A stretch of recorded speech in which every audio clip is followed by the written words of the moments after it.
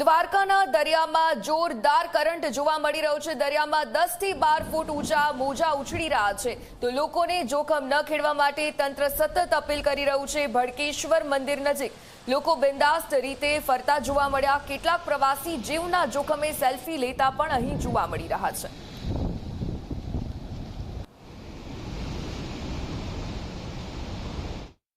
હવામાન વિભાગ દ્વારા દ્વારકા અને કચ્છના વિસ્તારોની અંદર ઓરેન્જ એલર્ટ છે તે આપવામાં આવ્યું છે। ત્યારે દ્વારકાની અંદર ક્યાંક દરિયામાં પણ છે કરંટ જોવા મળી રહ્યો છે।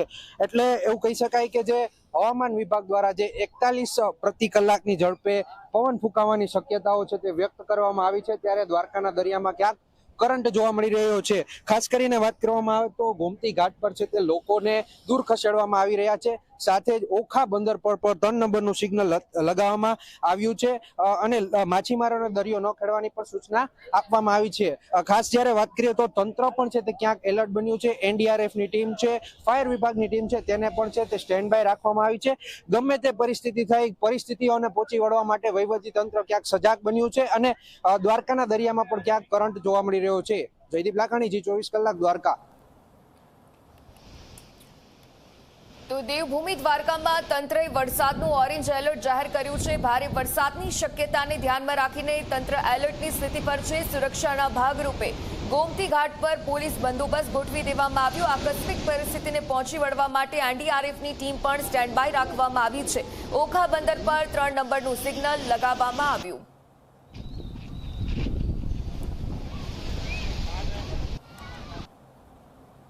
હવામાન વિભાગ દ્વારા જે આગાહી વ્યક્ત કરવામાં આવી છે ત્યારે દેવભૂમિ દ્વારકા જિલ્લામાં એક NDRFની ટીમને પણ તૈનાત રાખવામાં આવી છે। એટલું કહી શકાય કે જે 3 કલાકની આગાહી છે ત્યારે દ્વારકામાં પણ છે તે NDRFની ટીમ છે તેને તૈનાત રાખવામાં આવી છે।